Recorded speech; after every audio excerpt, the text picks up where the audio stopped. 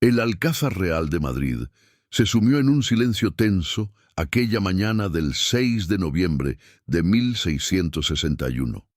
Los cortesanos esperaban con ansiedad noticias del alumbramiento de la reina Mariana de Austria, quien, tras horas de doloroso parto, había dado a luz al tan anhelado varón. Felipe IV, ya anciano a sus 66 años, recibió la noticia con una mezcla de alivio y preocupación. Tras la muerte de su único hijo varón legítimo, Felipe Próspero, la continuidad de la dinastía Habsburgo dependía ahora de esta frágil criatura. «Su Majestad ha sido un varón», anunció el duque de Medina de las Torres con reverencia. Felipe IV se persignó lentamente. «¿Cómo se encuentra?» «Es pequeño, Majestad.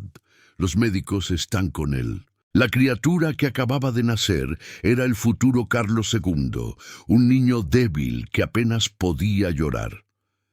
Los médicos de la corte intercambiaron miradas preocupadas mientras examinaban al recién nacido. Su cabeza era desproporcionadamente grande para su cuerpo diminuto, su mandíbula prominente, el famoso prognatismo de los Habsburgo, ya era visible, y sus piernas parecían demasiado débiles. «No sobrevivirá al mes», murmuró uno de los médicos cuando creía que nadie lo escuchaba. Doña Mariana, exhausta por el parto, insistió en ver a su hijo. A sus 26 años, la reina, que era a la vez sobrina de su esposo, había sufrido ya varios abortos y la pérdida de varios hijos en la infancia. Cuando pusieron al pequeño Carlos en sus brazos, sus ojos se llenaron de determinación. «Vivirá», declaró con firmeza. «Es un príncipe de España y vivirá». En los días siguientes, el bautismo se realizó con toda la pompa que correspondía al heredero de la mayor potencia mundial, aunque muchos dudaban de su supervivencia. Se le impuso el nombre de Carlos, en honor a su abuelo, el emperador Carlos V. El pueblo de Madrid celebraba en las calles, ignorante de la debilidad del príncipe. En los salones del poder, sin embargo, los grandes de España ya comenzaban a calcular las consecuencias de un posible reinado débil. Don Luis de Haro, valido del rey, organizaba cuidadosamente los documentos sobre las posesiones españolas, un imperio donde nunca se ponía el sol, los territorios en Italia, los Países Bajos, las colonias americanas. Un legado demasiado pesado para unos hombros tan frágiles. Felipe IV, consumido por la culpa, pasaba horas en su oratorio privado. Los remordimientos por sus excesos pasados, su vida de libertinaje que había escandalizado incluso a la permisiva corte española, lo atormentaban. Veía en la debilidad de su hijo el castigo divino por sus pecados. «He engendrado más hijos fuera que dentro del matrimonio», confesó a su consejero espiritual. «¿Es este el precio que Dios me cobra? ¿Castigar a mi dinastía con un heredero débil?» Mientras tanto, en las cocinas y pasillos del Alcázar, los sirvientes hablaban en voz baja sobre los rumores que ya circulaban, que el príncipe no podía mamar con normalidad, que no conseguía sostener la cabeza, que los médicos realizaban extraños tratamientos para fortalecerlo. Las nodrizas se turnaban día y noche para alimentar al pequeño Carlos, quien apenas tenía fuerzas para succionar. Una de ellas, María de Robles, vigilaba al niño con especial devoción. «Este niño necesita más que leche», comentó a otra sirvienta. «Necesita un milagro».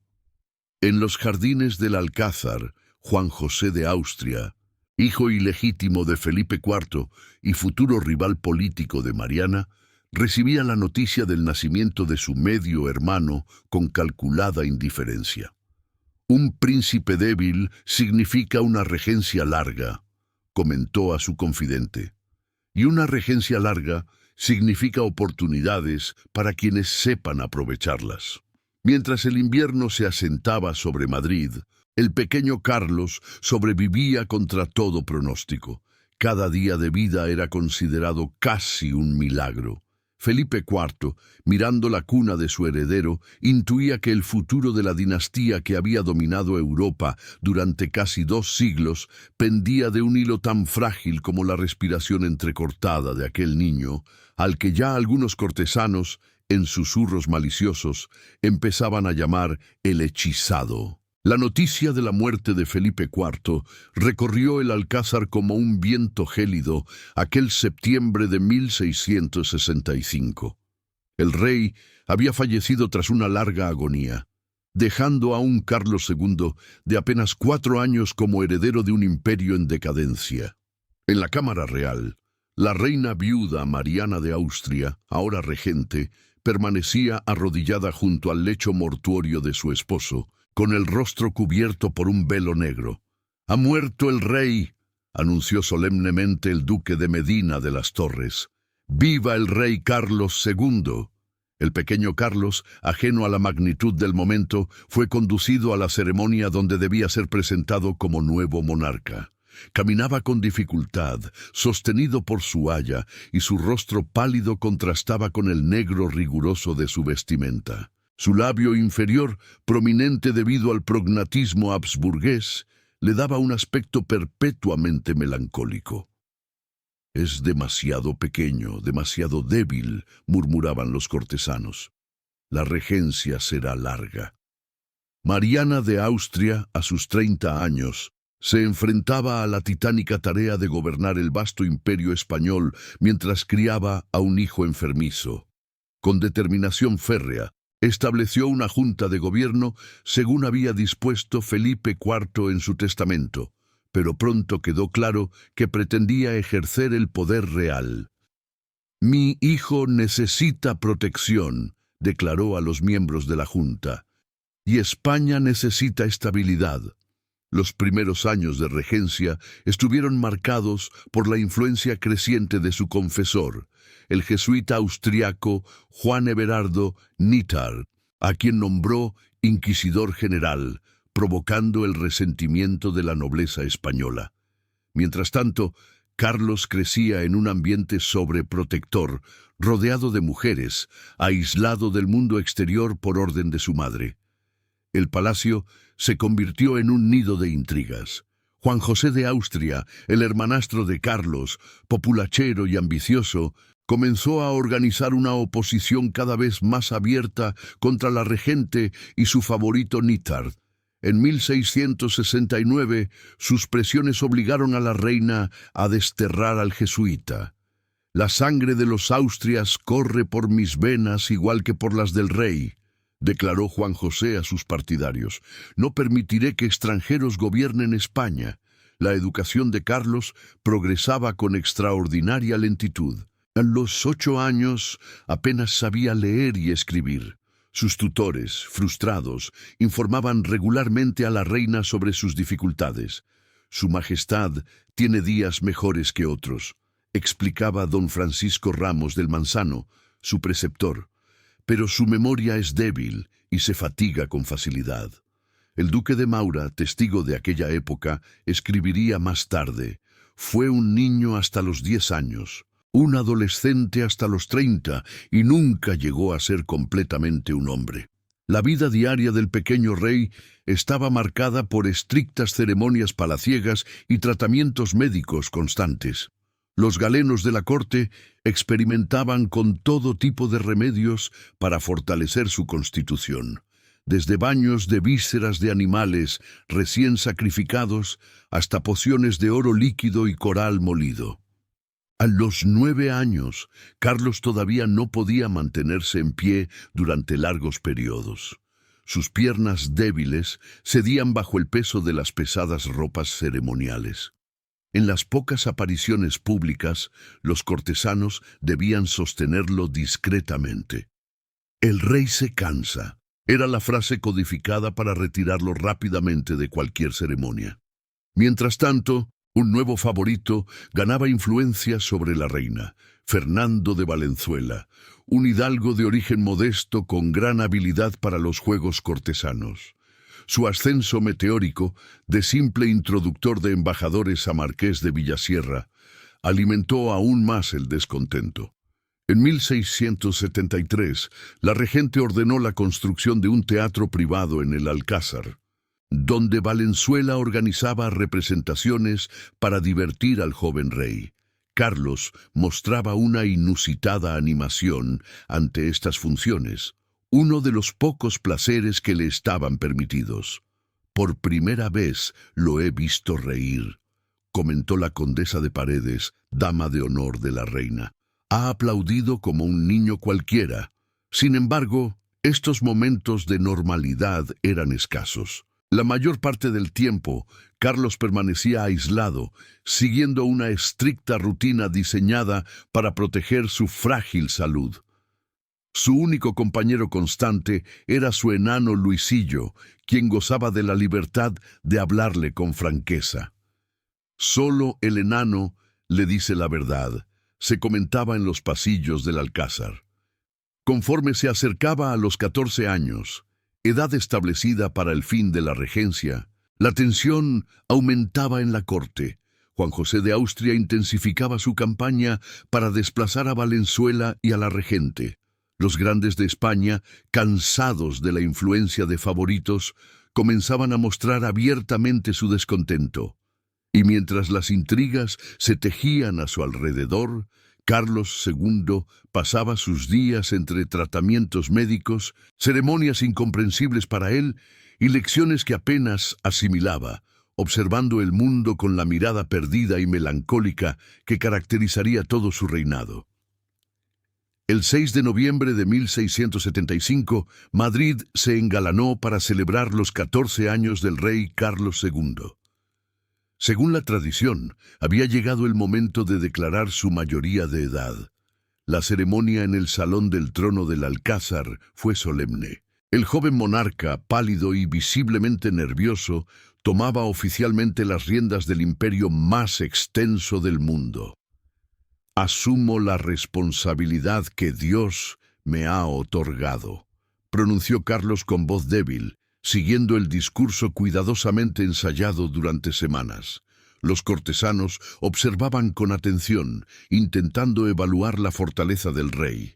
Lo que vieron no fue tranquilizador. Un adolescente de aspecto infantil, de piernas arqueadas y mandíbula prominente, cuyo cuerpo frágil parecía perderse bajo el peso de los ropajes ceremoniales. La realidad era que, a pesar de la declaración oficial, el poder seguía en manos de Mariana de Austria y su favorito Valenzuela, ahora primer ministro en todo excepto en el título. Esta situación provocaba un creciente descontento entre la nobleza, especialmente en Juan José de Austria, quien desde su exilio en Aragón preparaba su regreso triunfal. «La farsa ha continuado demasiado tiempo», escribió Juan José a sus aliados en Madrid. «El rey está secuestrado por su propia madre y un advenedizo». En enero de 1677, la tensión estalló. Juan José de Austria marchó sobre Madrid con un pequeño ejército de seguidores. Para sorpresa de todos, no encontró resistencia. La población madrileña, cansada de la regencia y de Valenzuela, lo recibió con aclamaciones. Valenzuela intentó refugiarse en El Escorial, pero fue capturado y desterrado a Filipinas. El encuentro entre los dos hermanos fue revelador. Juan José, experimentado militar de 47 años, se arrodilló ante Carlos, un adolescente desorientado que apenas comprendía los acontecimientos. «He venido a liberaros, Majestad», declaró Juan José. Carlos, confundido, miró a su madre en busca de orientación, pero Mariana había sido confinada en Toledo. Por primera vez debía tomar decisiones sin su presencia. «¿Qué debo hacer?», preguntó a los cortesanos que lo rodeaban. Los siguientes 2 años estuvieron dominados por la figura de Juan José, quien asumió el control efectivo del gobierno como primer ministro. Su administración trajo algunas mejoras, estabilizó la moneda, redujo gastos cortesanos e intentó reformar la administración. Sin embargo, su carácter autoritario pronto le granjeó nuevos enemigos. Para Carlos, Este periodo supuso un cambio radical en su vida diaria. Juan José insistió en que el rey debía comenzar a participar activamente en asuntos de Estado. Le obligaba a asistir a los consejos, donde Carlos permanecía en silencio, abrumado por discusiones que apenas comprendía. El rey aprenderá gobernando, insistía Juan José ante las críticas sobre la evidente incapacidad de Carlos. El médico de la corte, Francisco de Herrera, registró en su diario: Su Majestad sufre frecuentes melancolías. Se queda mirando fijamente durante largos periodos. A veces parece olvidar dónde está. En privado, Juan José expresaba su frustración. Es como enseñar a un niño de 5 años, no a un rey de 16. Mientras tanto, la salud del joven monarca seguía siendo precaria. Sufría episodios de fiebres inexplicables, dolores estomacales crónicos y ocasionales convulsiones. Los médicos continuaban con tratamientos cada vez más extremos: sangrías regulares, purgas violentas y extrañas pócimas que más bien empeoraban su estado. Un incidente revelador ocurrió durante una cacería organizada por Juan José para fortalecer la imagen pública de Carlos. El rey, montado sobre un caballo especialmente manso, cayó desmayado tras apenas una hora de actividad. El rumor se extendió rápidamente por Madrid. El rey no tiene fuerza ni para sostener una escopeta. A principios de 1679, Juan José de Austria cayó enfermo repentinamente. En cuestión de días, su estado se deterioró hasta que falleció el 17 de septiembre, entre rumores de envenenamiento nunca confirmados. Carlos, quien había desarrollado cierto afecto por su hermanastro, lloró amargamente. Era severo, pero me protegía, confesó a su confesor. La muerte de Juan José creó un vacío de poder que fue rápidamente ocupado por una nueva facción, encabezada por el duque de Medinaceli. La reina madre regresó de su exilio toledano, aunque con una influencia disminuida. La prioridad ahora era clara: el rey, con 18 años, necesitaba casarse y engendrar un heredero. La elección de la novia se convirtió en un asunto de Estado, con las potencias europeas presionando por sus candidatas. Debe ser una princesa joven y saludable, insistía Medinaceli. La dinastía necesita un heredero fuerte. Finalmente, la elegida fue María Luisa de Orleans, sobrina de Luis XIV de Francia, una decisión que reflejaba la nueva realidad geopolítica. España ya no podía ignorar el creciente poder francés. Cuando le mostraron el retrato de su futura esposa, Carlos mostró una emoción inusitada. «Es muy hermosa», dijo con una sonrisa tímida, uno de los raros momentos en que parecía un joven normal, y no el último representante de una dinastía en decadencia. El otoño de 1679 trajo a España un soplo de aire fresco en forma de una joven princesa francesa. María Luisa de Orleans, de 17 años, cruzó la frontera española con una mezcla de temor y curiosidad. Sobrina del poderoso Luis XIV, había sido educada en la refinada corte de Versalles, y los rumores sobre su futuro esposo la inquietaban profundamente. «Dicen que es deforme y simple», había confesado a su dama de compañía antes de partir, «que apenas puede hablar y camina con dificultad». La comitiva real que la recibió en la frontera intentó tranquilizarla, describiendo a Carlos II con términos amables, pero vagos. «Su Majestad es un joven piadoso y de buen corazón. El primer encuentro entre los esposos tuvo lugar en Quintanapaya, un pequeño pueblo cerca de Burgos. Carlos, de 18 años pero con el aspecto de un adolescente mucho más joven, esperaba nerviosamente.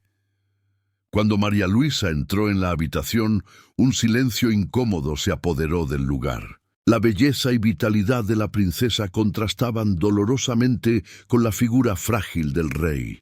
Contra todo pronóstico, la reacción de María Luisa no fue de rechazo. Tras la sorpresa inicial, se acercó a Carlos y, siguiendo el protocolo, hizo una profunda reverencia. El rey, visiblemente emocionado, la ayudó a levantarse con manos temblorosas. «Espero haceros feliz», dijo Carlos en un francés cuidadosamente ensayado. La ceremonia nupcial se celebró allí mismo, seguida de un viaje a Madrid, donde la nueva reina fue recibida con fastuosos festejos. El pueblo español, hambriento de espectáculos y ansioso por ver a su nueva soberana, llenó las calles con vítores. «¡Viva la reina francesa! ¡Que nos dé pronto un príncipe!». Los primeros meses del matrimonio sorprendieron a la corte. Contra todo pronóstico, parecía desarrollarse un genuino afecto entre la pareja real. Carlos, habitualmente taciturno y retraído, se mostraba animado en presencia de su esposa. María Luisa, por su parte, demostró una paciencia y amabilidad inesperadas. «La reina ha traído alegría al alcázar», comentaban los cortesanos. Sin embargo, bajo esta aparente armonía crecían las tensiones. La reina madre, Mariana de Austria, veía con recelo la influencia de la princesa francesa, temiendo que favoreciera los intereses de Luis XIV. El duque de Medinaceli presionaba constantemente sobre la necesidad de un heredero. «Han pasado 6 meses, Majestad», recordaba periódicamente al rey. «La estabilidad del reino depende de un sucesor». La presión comenzó a afectar a la joven pareja. Los médicos de la corte intervenían con consejos cada vez más intrusivos sobre las intimidades reales. Para Carlos, estas intromisiones resultaban humillantes. Para María Luisa, desconcertantes. «En Francia nadie osaría preguntar tales cosas», protestaba la reina. A medida que pasaba el tiempo sin señales de embarazo, los rumores comenzaron a circular. Algunos culpaban a la reina, otros sugerían la impotencia del rey. Los tratamientos médicos se volvieron más extremos. Afrodisíacos exóticos para Carlos, purgas y brebajes para María Luisa, horarios estrictos para los encuentros íntimos dictados por astrólogos de la corte. La salud de Carlos, nunca robusta, se resentía bajo esta presión. Sufría episodios de melancolía cada vez más frecuentes, durante los cuales se encerraba en sus aposentos, rechazando toda compañía excepto la de su esposa. «Solo ella me comprende», confesaba a su confesor. «No me mira como los demás, como a una desgracia». Para María Luisa la vida en la corte española resultaba asfixiante. Acostumbrada a la libertad relativa de Versalles, encontraba insoportable la rígida etiqueta española. Cada movimiento estaba arreglado, cada palabra vigilada. Sus damas españolas informaban de todos sus actos a la camarilla de la reina madre. En 1685, tras 5 años de matrimonio sin descendencia, la frustración política alcanzó su punto álgido. El conde de Oropesa, nuevo primer ministro, organizó una serie de consultas con especialistas de toda Europa. El diagnóstico, mantenido en secreto, confirmaba los temores. La debilidad física del rey probablemente le impedía engendrar. «Debemos mantener la esperanza», insistía Oropesa en público. «Muchos matrimonios tardan en ser bendecidos con hijos». María Luisa encontró consuelo en pequeños placeres: el teatro, la música, los paseos por los jardines del Buen Retiro. Desarrolló una afición por la cocina española y aprendió a hablar castellano con fluidez. En privado, escribía largas cartas a su familia en Francia, cartas que eran cuidadosamente censuradas antes de ser enviadas. «Amo a mi esposo», escribió en una de ellas. «Es un alma gentil atrapada en un cuerpo que lo traiciona. Pero este país me consume lentamente». La relación entre los esposos, inicialmente cordial, se profundizó con los años hasta convertirse en un verdadero afecto. Carlos, quien nunca había experimentado un cariño genuino más allá del deber, se aferraba a María Luisa como a un salvavidas en el océano de intrigas que era la corte. «Cuando estoy con ella», confió a su médico personal, el peso de la corona se aligera. En febrero de 1689, María Luisa cayó repentinamente enferma con fuertes dolores abdominales. Los médicos diagnosticaron una apendicitis, pero sus tratamientos, sangrías y purgas violentas, solo empeoraron la situación. En cuestión de días, la reina de 26 años falleció, dejando a la corte conmocionada y a Carlos devastado. «Ha muerto mi único consuelo», sollozó el rey, quien tuvo que ser sedado para evitar que se hiciera daño en su desesperación. Los rumores de envenenamiento comenzaron inmediatamente. Se señalaba a la camarilla austríaca, ansiosa por reemplazar a la reina francesa con una princesa favorable a sus intereses. Aunque nunca se probó nada, la súbita muerte de María Luisa alimentó la paranoia de Carlos, quien desde entonces vería conspiraciones en cada rincón de palacio. El día del funeral, un cortesano anónimo escribió: «Hoy no solo enterramos a una reina, también sepultamos la última sonrisa del rey». Los años 80 del siglo XVII representaron para España un periodo de contradicciones profundas.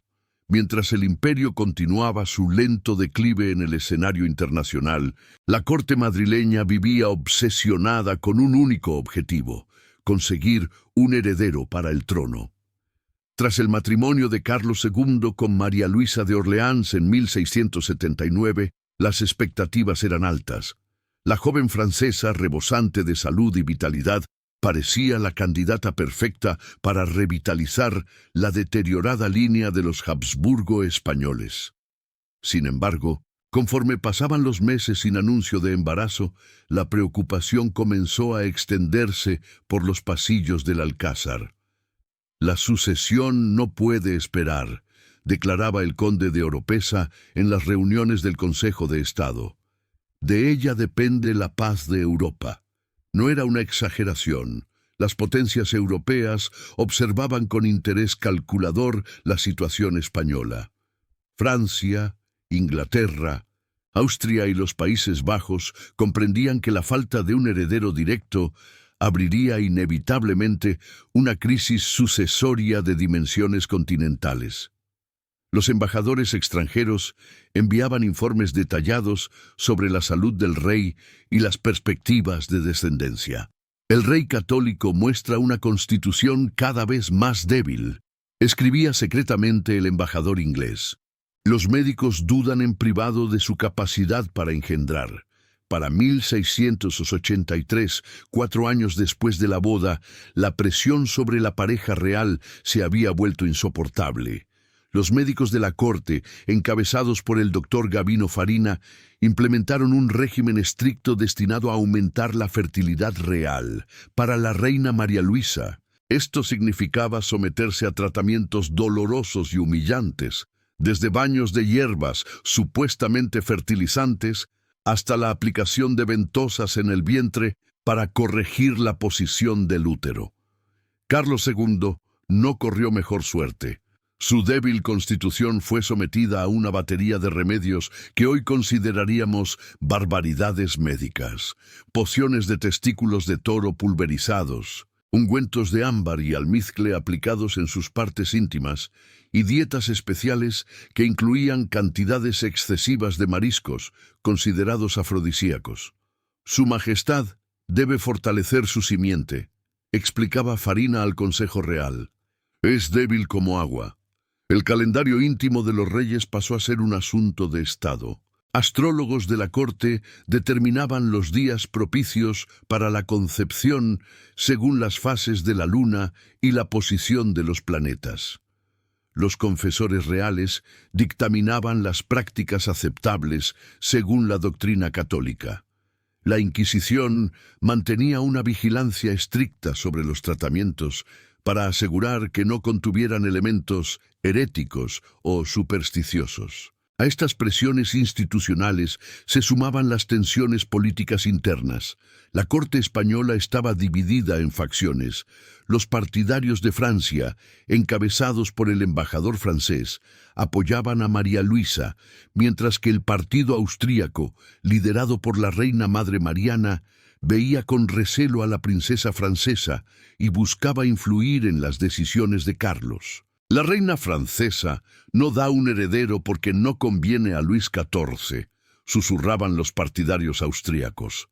Francia prefiere un trono vacante para reclamar derechos sucesorios. María Luisa, educada en la sofisticada corte de Versalles, sufría intensamente bajo esta presión. Sus cartas a su familia en Francia, interceptadas y copiadas por los espías de la corte, revelaban su angustia. Me examinan como a una yegua de cría. Mi vientre es asunto de Estado. No tengo intimidad ni descanso. El rey me ama, pero es tan débil como yo ante estas fuerzas. Carlos, por su parte, desarrolló un complejo de culpabilidad que agravó sus tendencias depresivas. Consciente de su debilidad física, comenzó a castigarse con ayunos y penitencias, convencido de que sus pecados eran la causa de la falta de heredero. Dios me castiga por los pecados de mi padre y los míos propios, confesaba a Fray Pedro Matilla, su confesor. Quizás no merezco continuar la línea de los Austrias. En 1685, el duque de Medinaceli, entonces primer ministro, decidió tomar medidas extremas. Se convocó una junta secreta de médicos, teólogos y juristas para examinar la posibilidad de anular el matrimonio real por motivos de infertilidad. El propio rey no fue informado de estas deliberaciones. La junta concluyó que según las leyes canónicas no existían bases suficientes para la anulación. Además, el informe médico, aunque pesimista, no descartaba completamente la posibilidad de concepción. Si bien Su Majestad presenta debilidades considerables propias de su linaje, no podemos afirmar con certeza la imposibilidad absoluta de engendrar.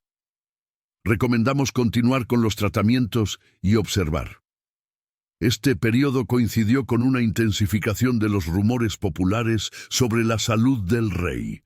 En las tabernas de Madrid circulaban historias cada vez más exageradas. Que Carlos sufría episodios de locura, que no podía controlar sus funciones corporales, que su cuerpo estaba deformado bajo las regias vestimentas.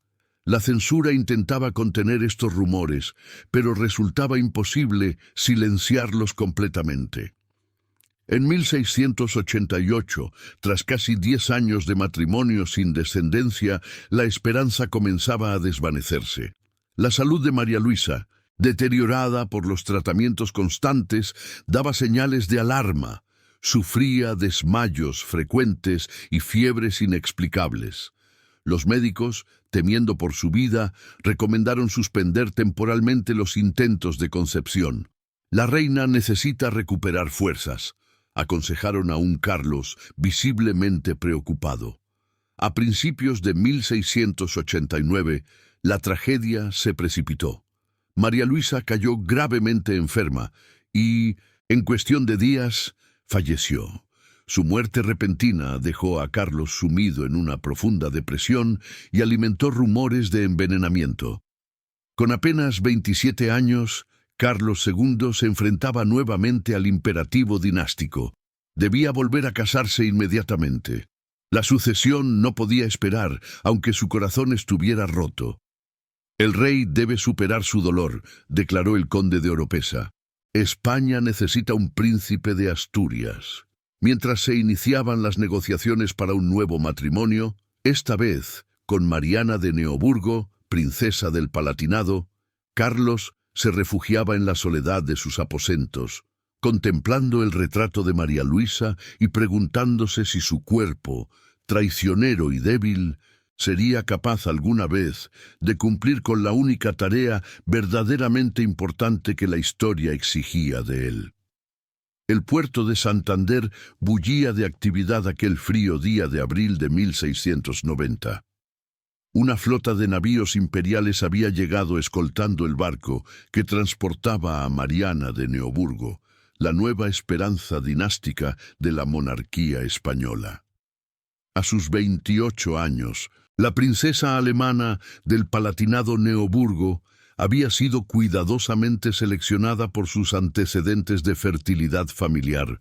Su madre había dado a luz 24 hijos, y por las ventajas políticas que su enlace aportaría en la complicada geopolítica europea. Carlos II, aún de luto por María Luisa, esperaba en Valladolid.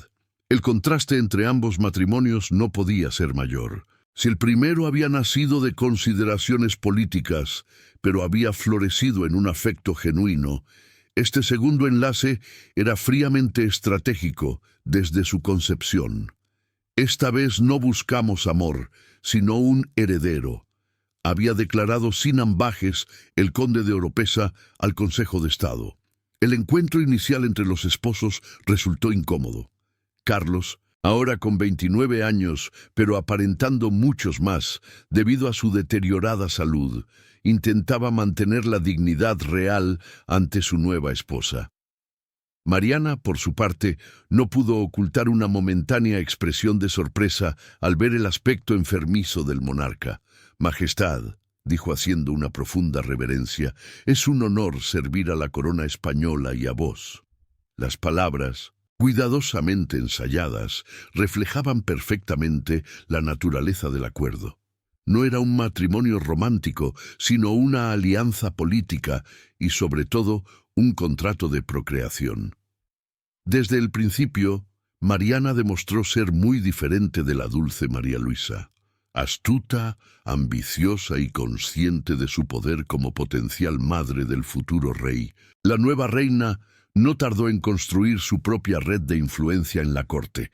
Trajo consigo un séquito de asesores alemanes encabezados por Heinrich von Wieser, quien pronto se convirtió en una figura controvertida por su injerencia en asuntos españoles. La reina ha transformado el Alcázar en una corte alemana, se quejaban los nobles españoles. A diferencia de María Luisa, quien había intentado adaptarse a las costumbres españolas, Mariana impuso sus preferencias, exigió cambios en el protocolo, introdujo nuevas modas y no ocultó su desagrado por ciertos aspectos de la vida española. Su extravagancia en una época de graves dificultades económicas generó críticas tanto en la corte como entre el pueblo. Mientras España se desangra, la alemana se adorna con perlas, murmuraban en los mercados madrileños. Sin embargo, estas consideraciones eran secundarias frente al objetivo principal: conseguir un heredero. Desde la noche de bodas, los médicos reales establecieron un riguroso calendario para maximizar las posibilidades de concepción. Los tratamientos médicos para ambos cónyuges se intensificaron, combinando ahora tradiciones médicas españolas y alemanas. Para Carlos, estos tratamientos resultaban cada vez más humillantes.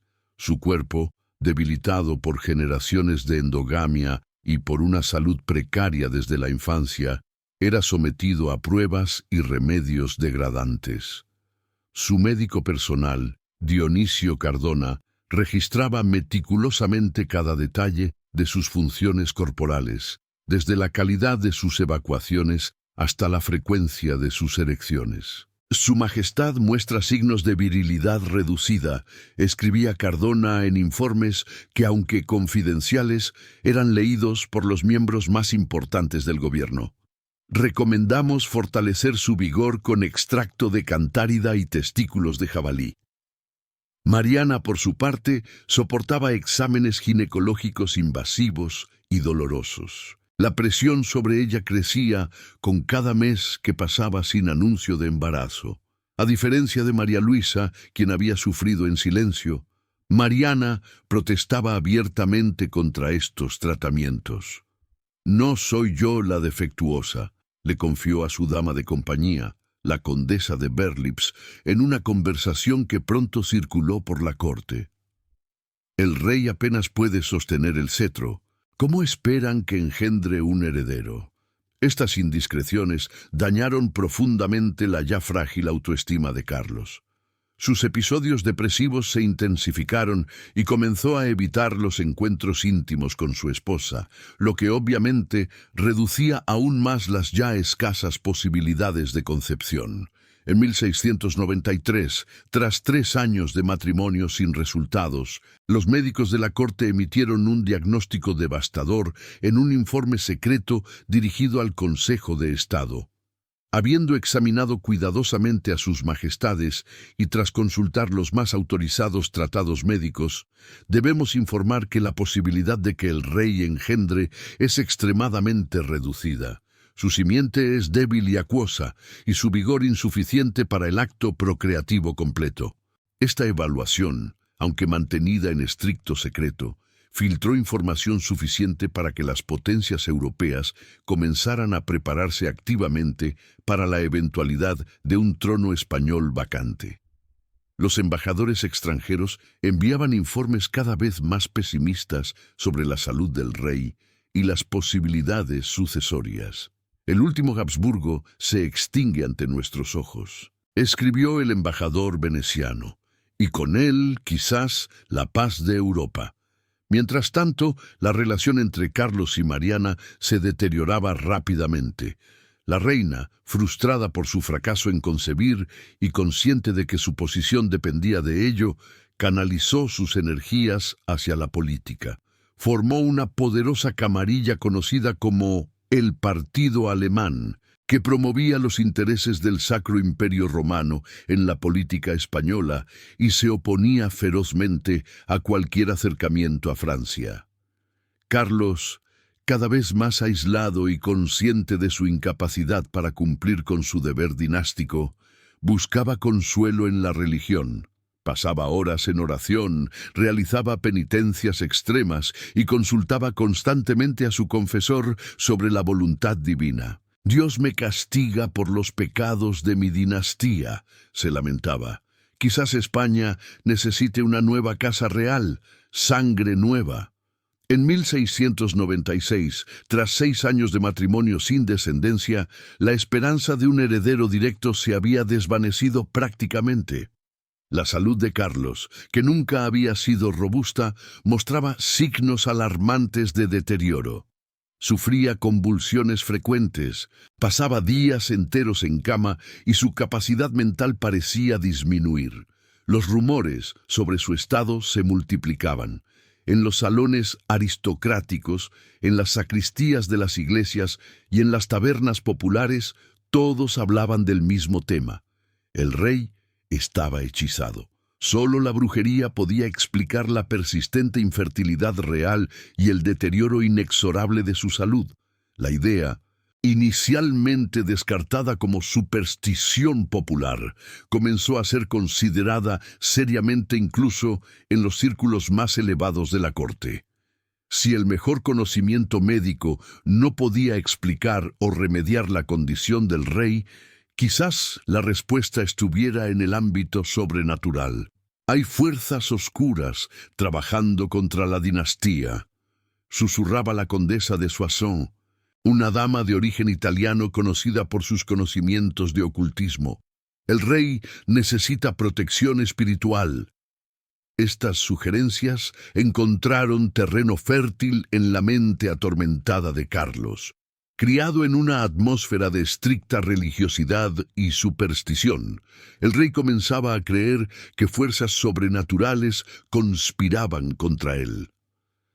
«A veces siento como si algo me consumiera desde dentro», confesó a su nuevo confesor, Fray Froilán Díaz, «como si una maldición pesara sobre mí».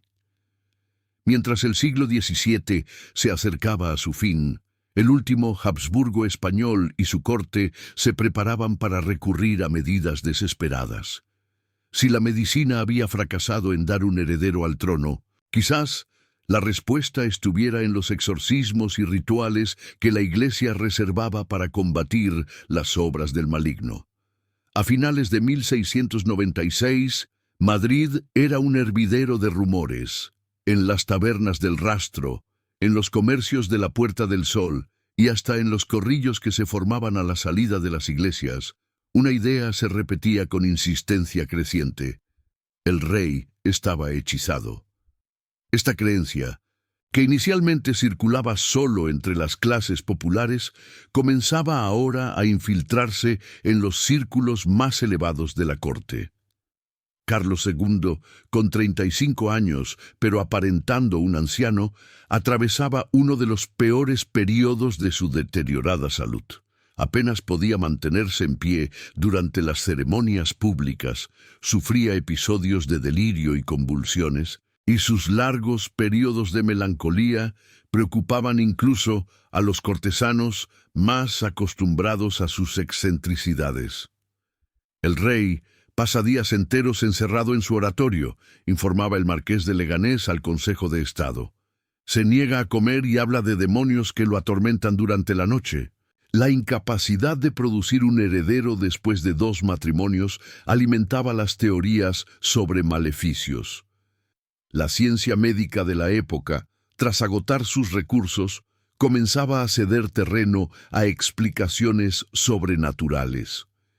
Incluso los médicos reales, formados en las mejores universidades europeas, admitían en privado la posibilidad de causas no naturales. «Hemos aplicado todos los remedios conocidos», confesaba el doctor Gelin, médico personal de la reina Mariana. «Si no hay mejoría, debemos considerar que fuerzas malignas están actuando contra su majestad». En este clima de ansiedad e incertidumbre, un nombre comenzó a ganar prominencia. Fray Froilán Díaz, dominico, catedrático de teología en Alcalá y recientemente nombrado confesor del rey. De personalidad severa y profundamente convencido de la omnipresencia del maligno, Díaz no tardó en sugerir al atribulado monarca la posibilidad de que estuviera bajo influencia demoníaca. «Hay señales, majestad», le dijo durante una confesión. «Vuestra persistente enfermedad, la imposibilidad de engendrar, los terrores nocturnos, todo apunta a un maleficio». Para Carlos, atormentado por dudas sobre su capacidad para cumplir con sus deberes reales y dinásticos, esta explicación ofrecía un extraño consuelo. No era su debilidad innata o la decadencia de su linaje lo que causaba sus males, sino la obra de enemigos que recurrían a poderes oscuros. «¿Creéis que puedo ser liberado?», preguntó con un destello de esperanza. «Con la ayuda de Dios y los rituales adecuados». «Majestad», respondió Díaz, «pero primero debemos identificar la naturaleza exacta del hechizo». El confesor real propuso entonces una estrategia inusual: consultar a unas monjas supuestamente poseídas por demonios en el convento de Cangas de Tineo, en Asturias. Según la creencia de la época, los demonios, aunque mentirosos por naturaleza, podían ser obligados por el poder de los exorcismos a revelar verdades ocultas, incluidos los detalles de maleficios lanzados contra terceros. Con el permiso del rey, pero manteniendo el asunto en el mayor secreto posible, Froilán Díaz estableció correspondencia con el vicario de Cangas, quien realizaba regularmente exorcismos a las religiosas afectadas. «Preguntad a los demonios si su majestad católica Carlos II sufre de algún maleficio», escribió Díaz. «Y en caso afirmativo, ¿quién lo ha provocado y cómo puede ser deshecho?». Las respuestas que llegaron de Asturias confirmaron los peores temores. Según los supuestos demonios, Carlos estaba efectivamente hechizado. El maleficio había sido administrado en una taza de chocolate cuando el rey tenía 14 años y contenía entrañas de un hombre muerto para destruir su salud y su capacidad reproductiva. Estas noticias, que debían mantenerse en estricta confidencialidad, pronto circularon por la corte. La reina Mariana de Neoburgo, al enterarse de las consultas demonológicas, montó en cólera. no porque descartara la posibilidad del hechizo, sino porque temía que estas investigaciones pudieran señalarla a ella o a miembros de su camarilla como posibles culpables. «Es una estratagema del partido francés», declaró a sus confidentes. «Buscan desacreditarme ante el rey». En efecto, la cuestión del hechizo real rápidamente se politizó. La corte española estaba profundamente dividida entre partidarios de Francia y Austria, como posibles sucesores al trono español. Cada facción intentaba utilizar el supuesto maleficio para desacreditar a la otra. El cardenal Portocarrero, líder del partido pro-francés, sugería veladamente que el hechizo podía provenir del entorno austríaco de la reina. Los partidarios de Austria, encabezados por la propia Mariana, insinuaban que agentes franceses habían administrado el maleficio para debilitar la dinastía Habsburgo y facilitar la sucesión borbónica. En medio de estas intrigas palaciegas, Carlos II sufría profundamente. Las revelaciones sobre su supuesto hechizo intensificaron sus terrores nocturnos y agravaron su ya precaria salud mental. Comenzó a ver demonios en los rincones oscuros de palacio y a sospechar de envenenamiento en cada comida.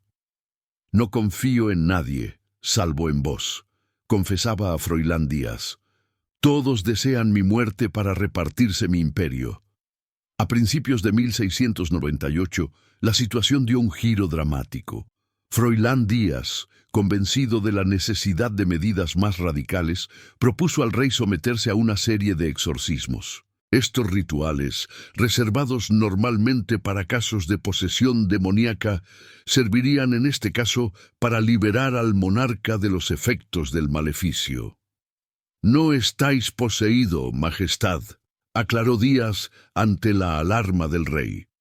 «Pero el maleficio ha abierto una puerta para la influencia maligna en vuestro cuerpo y espíritu». Carlos, desesperado por cualquier posibilidad de alivio, aceptó. Las sesiones de exorcismo comenzaron en secreto en el oratorio privado del Alcázar. Díaz, asistido por otros religiosos de confianza, sometía al rey a largas sesiones donde se alternaban oraciones, imposición de reliquias y aspersiones con agua bendita. El espectáculo del rey de España, soberano del mayor imperio del mundo, retorciéndose bajo los latinajos del ritual mientras los exorcistas lo sujetaban, representaba de manera perfecta la decadencia de una dinastía y de un imperio. Algunos cortesanos, horrorizados, consideraban estos procedimientos indignos de la majestad real. «Han convertido el Alcázar en una casa de locos», se quejó el duque del Infantado. Otros, sin embargo, veían los exorcismos como la última esperanza para revitalizar al monarca y posibilitar un heredero. El inquisidor general, Juan Tomás de Rocaberti, inicialmente escéptico, terminó apoyando los procedimientos tras presenciar una particularmente violenta reacción del rey durante un ritual. «Hay algo antinatural en su condición», admitió. «Quizás los medios sobrenaturales sean la única respuesta». Mientras tanto, las consultas a las endemoniadas de Cangas continuaban, aportando detalles cada vez más elaborados sobre el supuesto hechizo. Los demonios revelaron que el maleficio había sido compuesto con sesos de un ajusticiado, entrañas de un niño no bautizado y corazón de toro, y que había sido administrado por orden de la madre de Carlos, Mariana de Austria, ya fallecida. Esta última revelación causó conmoción incluso entre los creyentes en el hechizo. Acusar póstumamente a la reina madre de haber embrujado a su propio hijo parecía excesivo hasta para los estándares de la época. Froilán Díaz, consciente de las implicaciones, intentó suprimir esta información, pero era demasiado tarde. La noticia de los exorcismos reales, imposible de contener por más tiempo, se filtró finalmente a la población. En las calles de Madrid se formaban procesiones espontáneas que rezaban por la liberación del monarca. Se multiplicaban los rumores sobre brujería en palacio. Algunos aseguraban haber visto luces extrañas en las ventanas del Alcázar durante las noches de luna nueva. A finales de 1698, el asunto del rey hechizado había trascendido las fronteras españolas. Las cortes europeas seguían con interés morboso los detalles que llegaban de Madrid.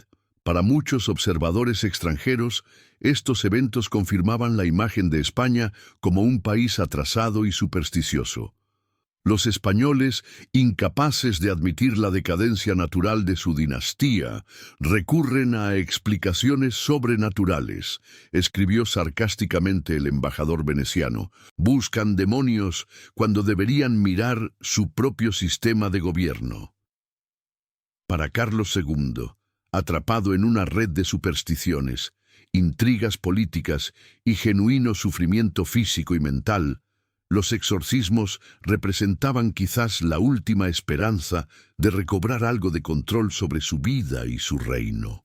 Mientras el siglo XVII llegaba a su fin, el último Habsburgo español se aferraba a la posibilidad de que, si no podía ser curado por medios terrenales, quizás los poderes celestiales vendrían en su auxilio. El invierno de 1698 trajo a Madrid un frío inusual. Las calles cercanas al Alcázar permanecían desiertas, excepto por las patrullas de guardia y los carruajes que, discretamente, transportaban a una serie de visitantes poco habituales en palacio. Exorcistas, religiosos y expertos en demonología, llegados de diversos rincones del reino. El asunto del rey hechizado había trascendido ya el ámbito de las consultas privadas. Con la aprobación del inquisidor general Rocaberti y bajo la dirección de Fray Froilán Díaz, se había formado una comisión especial para liberar a Carlos II de su supuesto maleficio. La situación del monarca se había deteriorado hasta tal punto que incluso los más escépticos comenzaban a considerar la posibilidad de causas sobrenaturales. Su Majestad no puede retener alimentos, informaba el doctor Gelín al Consejo de Estado. Sufre espasmos inexplicables y visiones aterradoras durante la noche. La medicina ha agotado sus recursos. Los exorcistas seleccionados para la delicada tarea pertenecían principalmente a la Orden Dominica, conocida por su celo en la lucha contra la herejía y la superstición. Entre ellos destacaba Fray Mauro Tenda, un capuchino italiano con fama de haber liberado a numerosos nobles europeos de maleficios diversos. Su llegada a Madrid, aunque se intentó mantener en secreto, fue notada y comentada por los círculos diplomáticos. Han traído a un monje italiano que dicen tiene poder sobre los demonios, escribió el embajador francés a Luis XIV. La situación del rey católico debe ser desesperada para recurrir a tales extremos. El primer encuentro entre Fray Mauro y Carlos II tuvo lugar en la intimidad del oratorio privado del rey.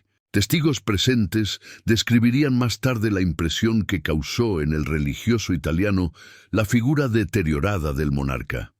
Un hombre de 37 años que aparentaba 60, con el rostro ceniciento, la característica mandíbula habsburguesa prominente y una mirada de terror permanente.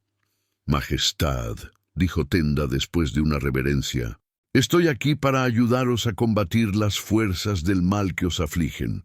Carlos, quien había depositado grandes esperanzas en este nuevo exorcista, respondió con voz débil, «¿Creéis que podré ser liberado, padre? Los demonios hablan dentro de mi cabeza, me dicen cosas terribles sobre mi familia, sobre España». Tenda, a diferencia de muchos exorcistas anteriores, adoptó un enfoque prudente.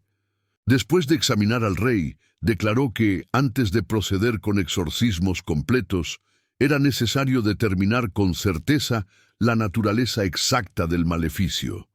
Para ello, propuso una serie de pruebas preliminares. La primera de estas pruebas consistió en hacer beber al rey agua bendita mezclada secretamente con su medicina habitual. Según la demonología de la época, los maleficios reaccionaban violentamente ante objetos consagrados. Carlos experimentó fuertes vómitos tras ingerir la mezcla, lo que Tenda interpretó como confirmación de influencia maligna. La segunda prueba involucraba reliquias sagradas. Se colocaron fragmentos de la Vera Cruz y huesos de santos en contacto con el cuerpo del rey mientras dormía. Los testigos afirmaron que Carlos se agitaba violentamente en sueños y pronunciaba palabras ininteligibles cuando las reliquias tocaban su pecho o cabeza. Estos resultados convencieron a Tenda y Díaz de la necesidad de proceder con exorcismos formales. Se estableció un calendario de sesiones 3 veces por semana en absoluto secreto. El ritual completo, según el Rituale Romanum, podía durar horas e incluía elementos que hoy consideraríamos barbáricos, desde aspersiones con agua helada hasta aplicación de hierros candentes en puntos específicos del cuerpo para obligar al demonio a manifestarse. La reina Mariana de Neoburgo, aunque inicialmente opuesta a lo que consideraba supersticiones españolas, terminó apoyando los exorcismos tras presenciar uno de los episodios más violentos de Carlos. Durante una cena privada, el rey había caído repentinamente al suelo, contorsionándose y gritando en un idioma que nadie reconoció. «Si es obra del demonio, que sea combatido con las armas de la Iglesia», declaró la reina, visiblemente afectada. Las sesiones de exorcismo pronto adquirieron una dimensión política. Cada facción cortesana intentaba controlar quién tenía acceso a ellas y qué información se filtraba al exterior. El cardenal Portocarrero y sus aliados favorables a Francia insistían en que los supuestos demonios que atormentaban al rey habían sido enviados por agentes austríacos. La camarilla de la reina, por su parte, sugería influencia francesa en el maleficio. Durante uno de los exorcismos más intensos, realizado en febrero de 1699, ocurrió un incidente que conmocionó a los presentes. Carlos, tras ser rociado con agua bendita mientras los exorcistas recitaban el rituale, comenzó a hablar en una voz que los testigos describieron como inhumana y profunda. «España se desangrará», pronunció en aquel tono extraño. «La casa de Austria se extingue. Viene un francés a reclamar lo que es suyo». Estas palabras, interpretadas como una profecía demoníaca sobre la sucesión borbónica, causaron conmoción. Los partidarios austríacos vieron en ellas una prueba de que el demonio, y por extensión sus aliados franceses, anunciaban sus planes para apropiarse del trono español. Mientras los exorcismos continuaban, la salud de Carlos mostraba altibajos desconcertantes. Tras algunas sesiones, experimentaba períodos de lucidez y mejoría que alimentaban esperanzas de recuperación. Otras veces, sufría recaídas dramáticas que lo dejaban postrado durante días. «Es la naturaleza del combate espiritual», explicaba Tenda. «El demonio resiste antes de ser expulsado definitivamente». Para potenciar los efectos de los exorcismos, se introdujeron prácticas adicionales. El rey bebía diariamente agua bendita en la que se habían disuelto fragmentos de reliquias pulverizadas. Se colocaron amuletos bendecidos bajo su colchón y en sus ropas. Las habitaciones reales eran purificadas regularmente con incienso consagrado y aspersiones de agua bendita. El punto culminante de este período ocurrió durante la Semana Santa de 1699. Siguiendo el consejo de Tenda, se planificó un exorcismo especialmente potente para el Viernes Santo, día en que, según la creencia, los poderes demoníacos estaban más debilitados por la conmemoración de la muerte de Cristo. La ceremonia se realizó en la capilla privada del Alcázar, decorada para la ocasión con reliquias traídas de diversos monasterios españoles. 6 sacerdotes exorcistas, liderados por Tenda y Díaz, sometieron al rey a un ritual que duró más de 5 horas. Carlos, debilitado por un ayuno previo de 3 días, otra recomendación para potenciar los efectos del exorcismo, apenas podía mantenerse consciente. El ritual incluía elementos especialmente dramáticos: la colocación de evangelios escritos sobre la cabeza del rey, la aplicación de reliquias sobre su cuerpo desnudo y la recitación de fórmulas exorcistas en hebreo, griego y latín. En un momento particularmente intenso, Tenda presionó un crucifijo contra el pecho de Carlos mientras gritaba: «Te ordeno, espíritu inmundo, que abandones el cuerpo de este siervo de Dios». Testigos presentes afirmaron que en ese instante las velas de la capilla se apagaron simultáneamente a pesar de no haber corriente de aire. Carlos, súbitamente erguido, pronunció palabras ininteligibles antes de desplomarse inconsciente. Cuando finalmente despertó, horas más tarde, parecía tranquilo y lúcido por primera vez en meses. «Me siento liberado», dijo a sus médicos, «como si un peso hubiera sido quitado de mi alma». Esta aparente mejoría fue considerada por muchos como prueba del éxito del exorcismo. Durante las semanas siguientes, Carlos mostró signos de recuperación. Su apetito mejoró, los terrores nocturnos disminuyeron e incluso pudo retomar algunas de sus funciones reales. Sin embargo, esta recuperación resultó ser temporal. A finales de mayo, los síntomas regresaron con renovada intensidad. Los exorcistas, desconcertados, propusieron nuevas teorías. Quizás el maleficio era más potente de lo inicialmente evaluado, o tal vez existían múltiples hechizos superpuestos que requerían diferentes tratamientos. «Los demonios son engañosos por naturaleza», explicaba Díaz ante un Consejo de Estado cada vez más escéptico. «A veces fingen haber sido expulsados solo para regresar con mayor fuerza». El escepticismo comenzaba a crecer incluso entre quienes inicialmente habían apoyado los exorcismos. El duque de Montalto, en una carta privada, expresaba dudas que muchos compartían. «Llevamos meses con estos rituales sin resultados permanentes. Mientras tanto, asuntos urgentes de Estado quedan desatendidos. España necesita un rey funcionante, no un paciente perpetuo». A medida que 1699 avanzaba, una nueva teoría comenzó a circular. Quizás los exorcismos estaban fracasando porque el mal no provenía de demonios externos, sino de la propia constitución deteriorada del rey. La endogamia habsbúrgica, llevada al extremo en Carlos II, cuyos padres compartían más genes que hermanos, había producido un cuerpo incapaz de funcionar correctamente. Esta explicación, más acorde con el pensamiento científico emergente, ganaba adeptos entre los cortesanos más educados. Sin embargo, presentaba un problema fundamental. Si la causa era natural e inherente a la constitución del rey, no existía remedio posible. Para Carlos, el fracaso gradual de los exorcismos representaba una devastación psicológica.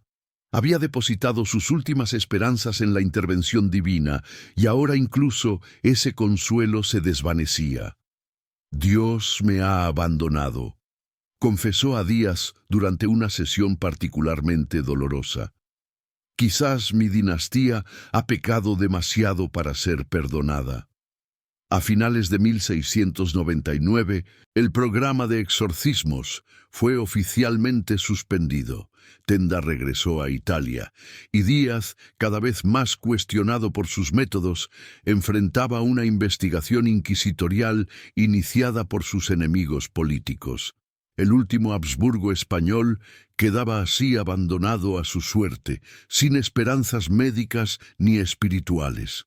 Mientras su cuerpo continuaba deteriorándose, Carlos centraba ahora su atención en el único asunto que aún podía controlar, la sucesión al trono español. El verano de 1699 marcó un punto de inflexión en el reinado de Carlos II. Los fracasados exorcismos habían dejado al monarca física y espiritualmente agotado, mientras la corte española se dividía cada vez más abiertamente entre los partidarios de Francia y Austria para la sucesión. El Palacio del Buen Retiro, donde el rey pasaba temporadas buscando alivio al sofocante calor madrileño, se había convertido en un campo de batalla diplomático donde cada gesto, cada nombramiento y cada decisión eran minuciosamente analizados por sus implicaciones sucesorias.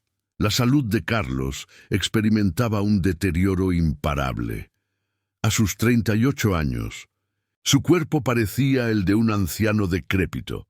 Apenas podía mantenerse en pie sin ayuda, sufría hemorragias intestinales frecuentes y episodios de delirio que sus médicos atribuían a vapores malignos ascendiendo al cerebro.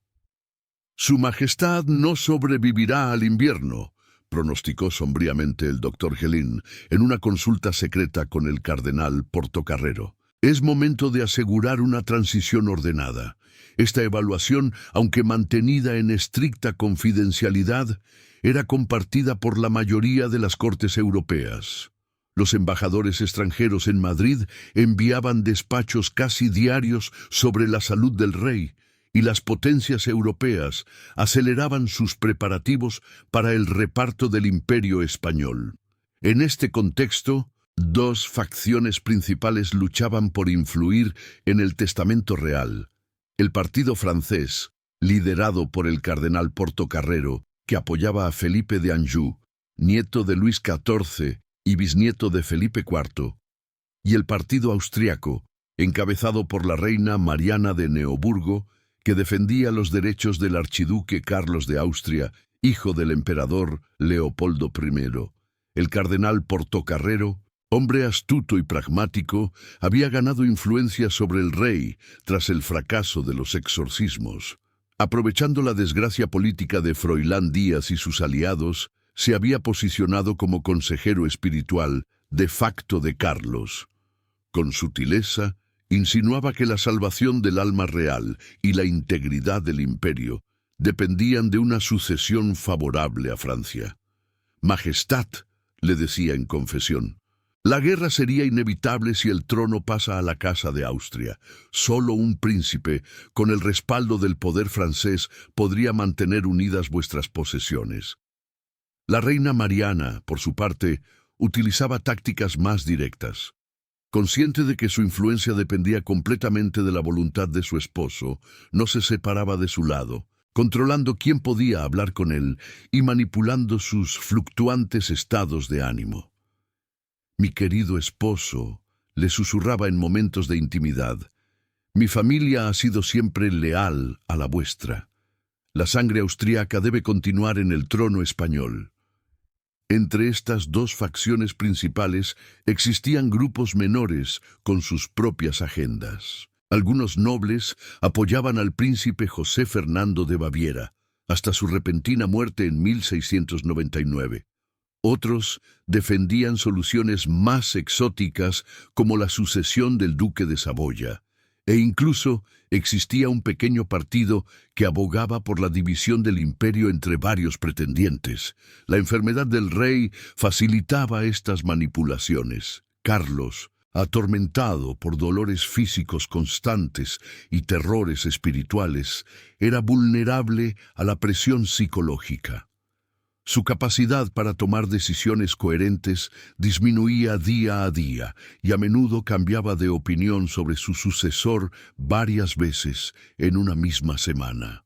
«Hoy ha firmado a favor del archiduque», informaba un espía del embajador francés, pero ayer juró que solo el duque de Anjou podría preservar la integridad de sus dominios. Esta indecisión reflejaba no solo la debilidad mental de Carlos, sino también su genuino dilema. Como último representante de la rama española de los Habsburgo, Sentía la responsabilidad dinástica de favorecer a sus parientes austríacos, pero como rey de España, reconocía que el poder francés ofrecía mejores garantías para mantener unido el imperio. Un episodio particularmente ilustrativo de estas tensiones ocurrió en septiembre de 1699. El embajador imperial, conde de Harrach, había conseguido finalmente una audiencia privada con el rey, evitando la vigilancia de la camarilla pro-francesa. Durante este encuentro, presentó a Carlos una carta personal del emperador Leopoldo, que apelaba a los lazos familiares y a la histórica alianza entre las dos ramas de la Casa de Austria. Testigos ubicados estratégicamente informaron que el rey, visiblemente emocionado, había prometido al embajador designar al archiduque Carlos como su heredero. Sin embargo, esa misma noche, tras una larga conversación con Portocarrero, Carlos manifestó dudas y ordenó que se consultara nuevamente al Consejo de Estado. Esta vacilación constante exasperaba incluso a sus más leales servidores. El duque de Medina Sidonia, al salir de una particularmente confusa sesión del Consejo, fue escuchado murmurando: «Tenemos un rey que no puede decidir ni siquiera quién le sucederá. España está ya sin monarca». Mientras tanto, la diplomacia internacional trabajaba activamente en soluciones alternativas. En marzo de 1700, Inglaterra, Francia y las Provincias Unidas firmaron secretamente el Segundo Tratado de Partición, que planeaba dividir el Imperio español entre varias potencias sin consultar a España. Cuando las noticias de este acuerdo llegaron a Madrid, causaron indignación incluso entre los partidarios de Francia. «Pretenden desmembrar España como si fuera un cadáver», exclamó el conde de Frigiliana en pleno Consejo de Estado. «Debemos actuar unidos para preservar la integridad de la monarquía, independientemente de quién sea el sucesor». Esta reacción produjo un efecto paradójico. Fortaleció la posición de Felipe de Anjou, ya que Francia, aun siendo rival histórico de España, parecía la única potencia capaz de mantener unido el imperio frente a las ambiciones territoriales de ingleses y holandeses. Para Carlos, la noticia del Tratado de Partición representó un shock traumático. Durante días se negó a recibir a sus ministros y pasaba horas contemplando los retratos de sus antepasados en la galería del Alcázar. «¿Cómo puedo mirarles a los ojos?», preguntó a su confesor. «Ellos construyeron este imperio y bajo mi reinado será despedazado». Esta crisis de conciencia impulsó finalmente al rey a tomar decisiones más concretas sobre su sucesión. En octubre de 1700, ya claramente moribundo, Carlos convocó a un selecto grupo de consejeros, notarios y testigos para modificar su testamento por última vez. La sesión fue dramática. El rey, tan débil que apenas podía sostener la pluma, escuchó los argumentos finales de ambas facciones. La reina Mariana hizo un último intento apasionado a favor del candidato austríaco, mientras Portocarrero argumentaba que solo la designación del duque de Anjou podría evitar el desmembramiento del imperio. Después de horas de deliberación, Carlos tomó su decisión. Con mano temblorosa, firmó un testamento que nombraba a Felipe de Anjou, nieto de Luis XIV, como heredero universal de todos sus dominios, con la condición explícita de que las coronas de Francia y España jamás podrían unirse. «Que Dios me perdone si he elegido mal», murmuró exhausto. «He hecho lo que creo mejor para España». La reina, al conocer la decisión, montó en cólera. Sus gritos se escucharon por todo el palacio, mientras acusaba a Portocarrero de manipulación y a su esposo de traicionar a su propia sangre. Carlos, demasiado débil para responder, se limitó a cerrar los ojos mientras sus servidores lo trasladaban a su lecho. Esa noche, mientras las noticias de la decisión testamentaria comenzaban a filtrarse, Madrid contenía el aliento. Los partidarios de Francia celebraban discretamente. Los austrófilos conspiraban para un último intento de revertir la situación, y las potencias europeas recibían informes contradictorios sobre lo ocurrido. En sus últimos días de vida, Carlos II parecía haber encontrado cierta paz tras la agonía de la decisión. Cuando el embajador francés solicitó audiencia para agradecer la designación de Felipe de Anjou, el moribundo rey respondió con una frase que resumía su atormentada existencia. «Nada me pertenece ya, ni siquiera la muerte, que tarda demasiado en llegar». La madrugada del 1 de noviembre de 1700, festividad de Todos los Santos, un silencio sobrenatural envolvía el Alcázar Real de Madrid. En la Cámara Real, iluminada únicamente por el parpadeo de cirios, Carlos II agonizaba rodeado de médicos impotentes, sacerdotes murmurando últimas oraciones y cortesanos expectantes. El último representante de la dinastía Habsburgo en España se enfrentaba finalmente a la muerte que paradójicamente había parecido acechar toda su vida. El cardenal Portocarrero, quien había dirigido los asuntos de Estado durante los últimos meses, permanecía junto al lecho real. Sus ojos, cansados por noches de vigilia, observaban con una mezcla de compasión y calculado interés político los últimos momentos de aquel a quien la historia recordaría como el hechizado. «Su eminencia», susurró uno de los médicos, «no creo que pase de esta noche». A Portocarrero asintió gravemente. «¿Ha recibido los últimos sacramentos?» «Hace una hora, cuando aún estaba lúcido». El estado de Carlos había empeorado dramáticamente en la última semana. Las hemorragias intestinales se habían intensificado, provocando un estado de extrema debilidad. Los episodios de delirio alternaban con momentos de lucidez cada vez más breves.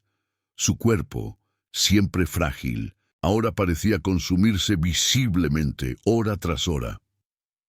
La reina Mariana de Neoburgo, confinada en sus aposentos por orden de Portocarrero, bajo el pretexto de evitarle el sufrimiento de presenciar la agonía de su esposo, era en realidad mantenida alejada para impedir cualquier intento de última hora de modificar el testamento a favor del candidato austríaco.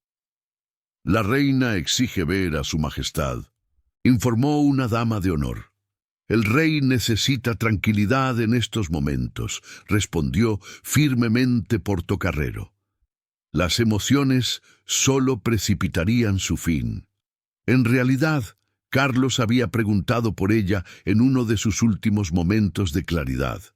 Pero esta información nunca llegó a Mariana. Las intrigas políticas continuaban incluso al borde del lecho mortuorio. Mientras tanto, en las calles de Madrid, pequeños grupos de personas se congregaban en iglesias y plazas pese a la hora intempestiva. Los rumores sobre la inminente muerte del rey corrían rápidamente, y un sentimiento de aprensión colectiva flotaba en el aire. Después de 35 años de reinado, la mayoría de los españoles no había conocido otro monarca que Carlos II. Su muerte, largamente anticipada pero ahora inminente, abría un período de incertidumbre. «Dicen que el francés vendrá pronto», comentaba un comerciante en la Plaza Mayor. «Otros aseguran que los austriacos no lo permitirán. Sea quien sea», respondió un artesano, «España necesita un rey fuerte, no un fantasma como el que hemos tenido». En las embajadas extranjeras la actividad era frenética. Mensajeros esperaban con caballos ensillados, listos para partir en cuanto se confirmara la muerte del rey. Cada potencia quería ser la primera en informar a su gobierno y posicionarse ante el inminente conflicto sucesorio. A pesar del testamento que favorecía a Felipe de Anjou, nadie creía que la sucesión sería pacífica. «El emperador no aceptará esta humillación», aseguraba el embajador austríaco a sus confidentes. Se preparará para la guerra en cuanto reciba la noticia. En el Alcázar, mientras tanto, se desarrollaban las últimas escenas del drama dinástico.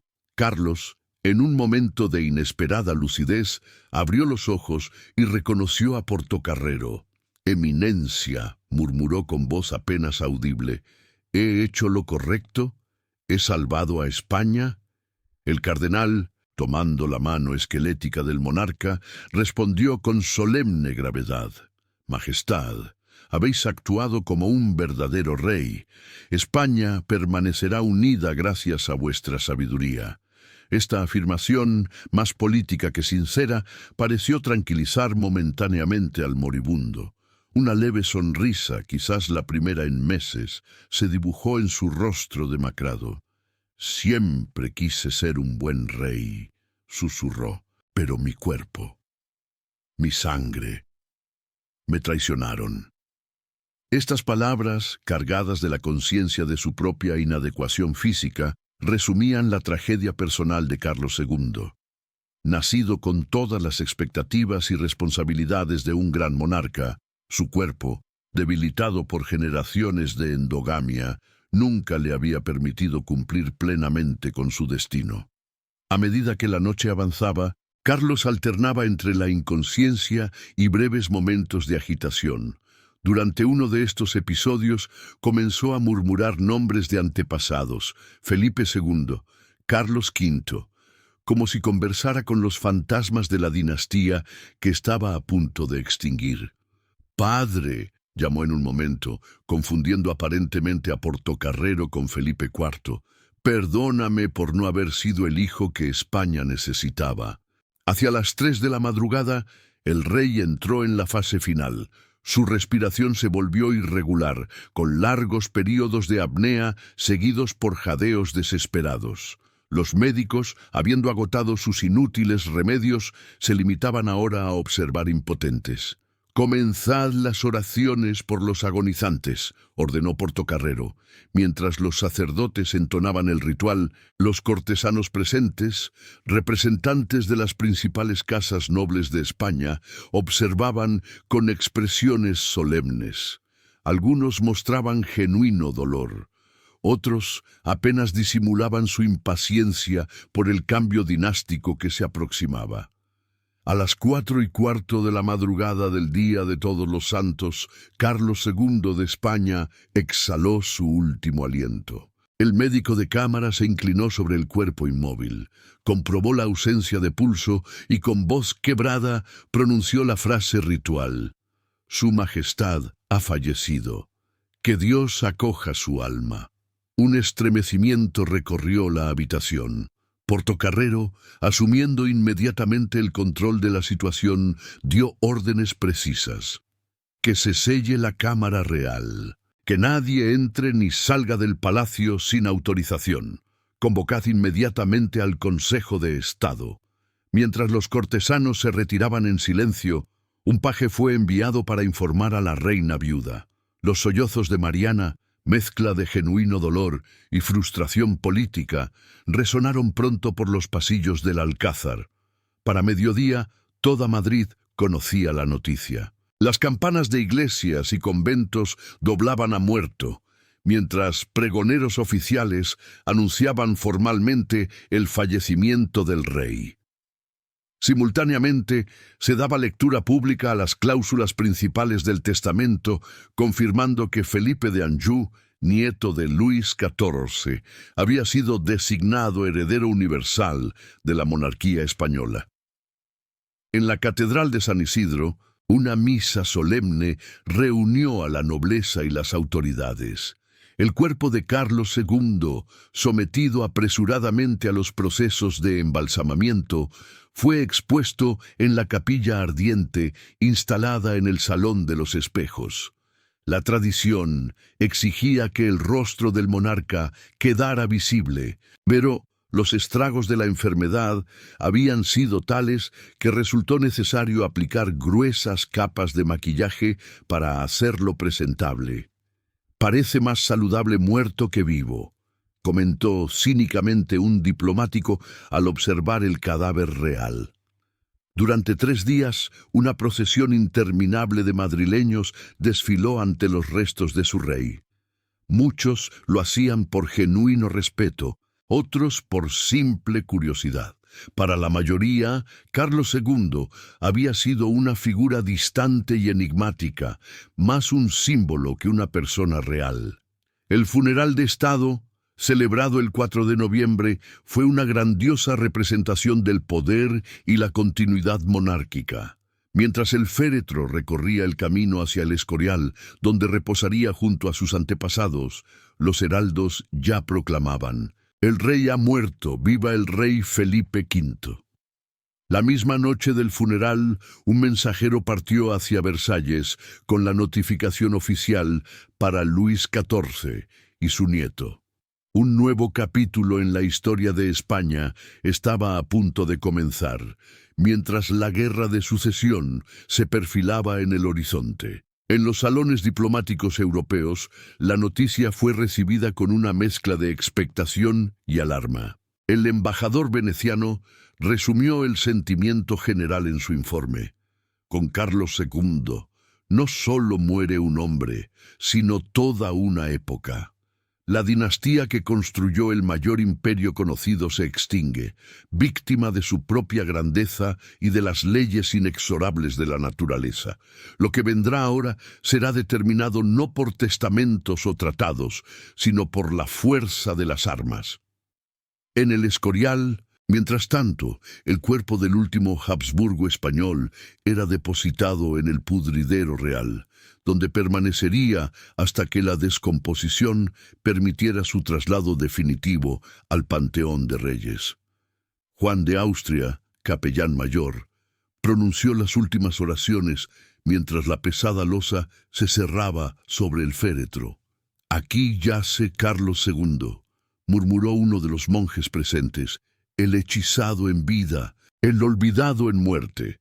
La historia, sin embargo, no olvidaría a este monarca trágico. Su reinado marcaría el fin del siglo de oro español y de la hegemonía de los Austrias. Su cuerpo, debilitado por la endogamia dinástica, se convertiría en símbolo del peligro de los matrimonios consanguíneos, y su supuesto hechizo, diagnosticado siglos después como una combinación de enfermedades genéticas y trastornos endocrinos, permanecería como ejemplo de cómo la superstición puede llenar los vacíos dejados por la ciencia. Carlos II, el rey que vivió atormentado por demonios imaginarios, descansaba finalmente en paz, dejando tras de sí un imperio en decadencia y un trono disputado que pronto sumiría a Europa en una guerra devastadora.